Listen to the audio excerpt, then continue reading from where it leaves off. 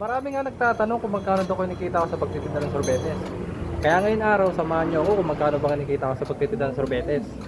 Kaya, tara! At yun na nga mga boss, ang nga pala yan, time check muna tayo kung anong oras na.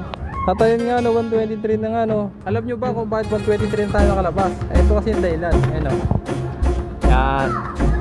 Diba, kanina kasi biglang umulan ba, mga bandang alas 12 kaya hindi agad ako nakalabas. Kaya yun, anong oras natapos, mga bandang alauna na natapos yung ulan. At bago nga pala, ito pala yung flavor natin mga bossing.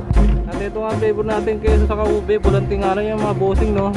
Yan ayun yung mga flavor natin mga bossing, kaya pag nakita niya ako, bumili kayo. At ito ang masama, ito pala ang benta natin mga bossing. 50 pesos, yan, 55. Kaya mga bossing, samahan nyo dito sa pagtitinda ng sorbete.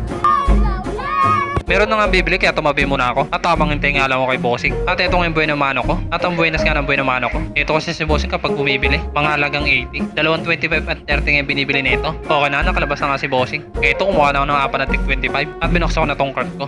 Nagsimula na nga ako magtakal ng sorbetes. Shoutout nga pala sa'yo bossing kasi kada daan ko dito lagi kang bumibili. Salamat sa suporta mo boss.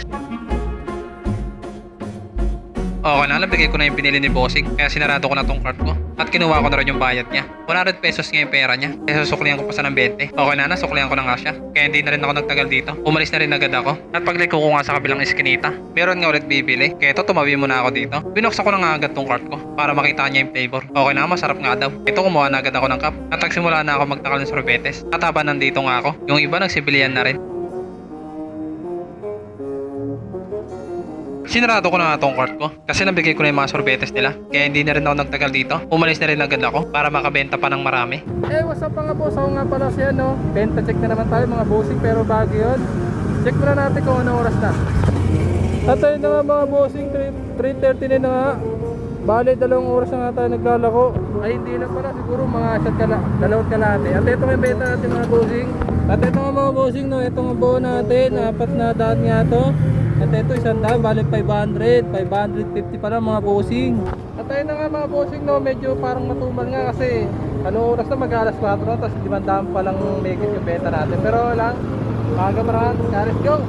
Inara nga ako na isang baklay bata at sabi nga niya bibili sila ng tropa niya. At ito nga ang kukulit nga nila na parang ngayon lang nakita ng vlogger. Tuwan-tuwa kasi sila kasi sabi nila sa FB lang nila ako napapanood at ngayon nga nakita nila ako ng personal. Tuwan-tuwa nga sila lahat.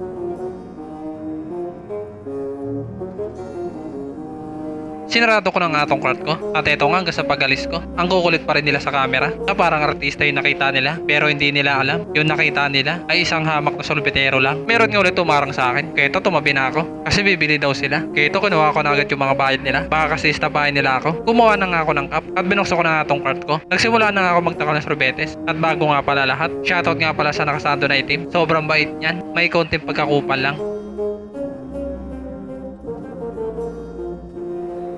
Ang sarap. O diba sabi ko sa inyo, ang bait niyan eh. Okay na, nasara ko na nga yung cart ko. Kaya hindi na rin ako nagtagal dito. Umalis na rin agad ako.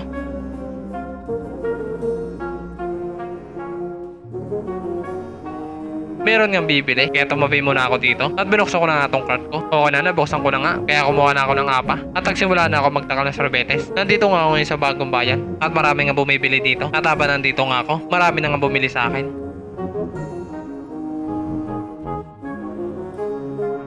Sinarado ko na nga tong cart ko kasi mga bumili sa akin nabigyan ko na at hindi na rin nga ako nagtagal dito. Umalis na rin agad ako. Alas 6 na nga ng hapon kaya nagpasya na akong umuwi. Pero bago yung bibilangin ko muna yung benta ko. Kaya ito tumabi muna ako dito sa gilid. What's up mga boss? Ayun na nga no, benta check muna tayo pero check muna natin kung anong oras na.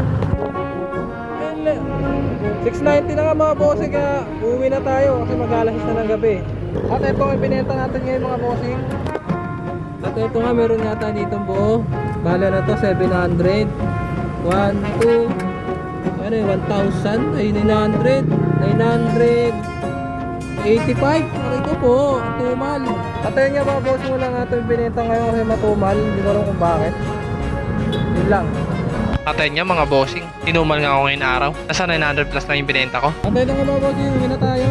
Napaka mga boss, hanggang dito na lang.